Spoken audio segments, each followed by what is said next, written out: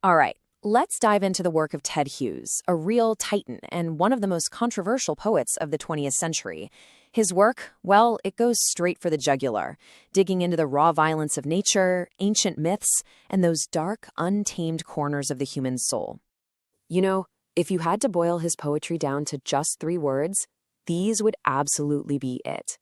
Hughes wasn't really interested in writing about gentle streams or pretty singing birds.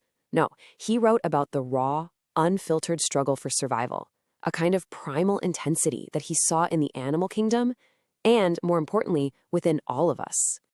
And that intensity, it all starts with his deep, profound connection to the natural world. But let's be clear, this is not some sentimental, romantic view of nature. For Hughes, the wild was a place of really harsh reality. He basically burst onto the scene with his first collection, The Hawk in the Rain, and it was an immediate shock to the system. Hughes used this stark, almost violent language to paint a picture of the animal world not as peaceful, but as this place of constant, unforgiving conflict. But here's the crucial insight, the thing you have to get about Hughes. He wasn't just a nature poet. He held up the animal world like a mirror to us. The hawk, the fox, the pig, he saw them all as reflections of our own primal instincts, our own buried wildness. And this idea just gets deeper in his next collection, Lupercal. He starts to blend that raw, visceral nature with something older, something more mythic. I mean, take a poem like The Thought Fox. It's brilliant. It's not just about an animal in the woods.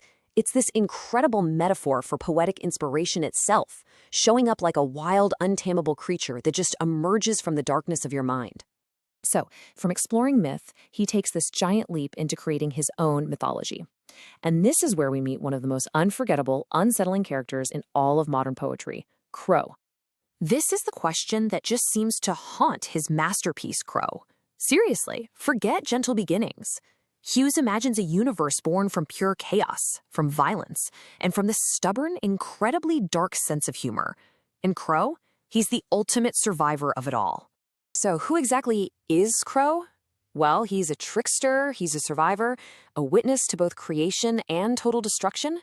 He's this indestructible, cynical, and sometimes surprisingly funny figure who just wanders through this surreal, often horrifying landscape, embodying the sheer, bloody-minded struggle just to exist. And with this character of Crow, Hughes really did break new ground. He basically shattered traditional poetic language, creating these fractured, nightmarish verses.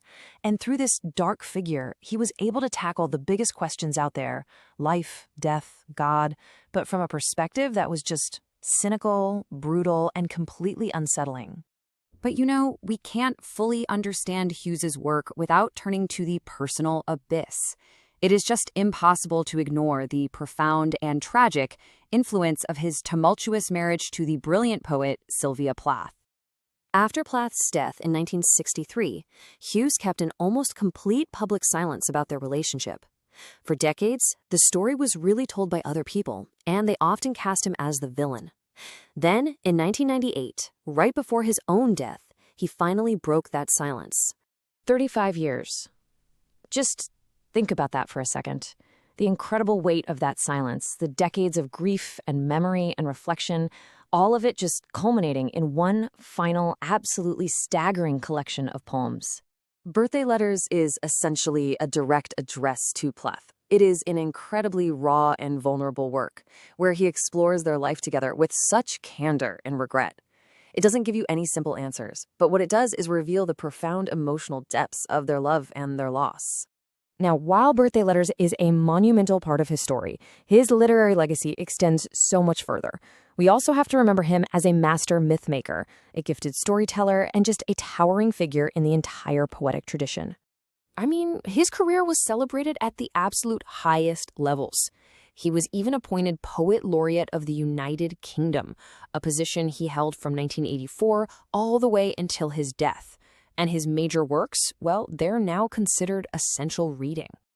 And yet, and this is something that might surprise you, this poet of darkness and brutality also gave us one of the most beloved children's books of all time, The Iron Man. It's this beautiful story about friendship and understanding, and it reveals a completely different, much more tender side of his talent. And that pull towards storytelling and myth-making, it really stayed with him his entire life.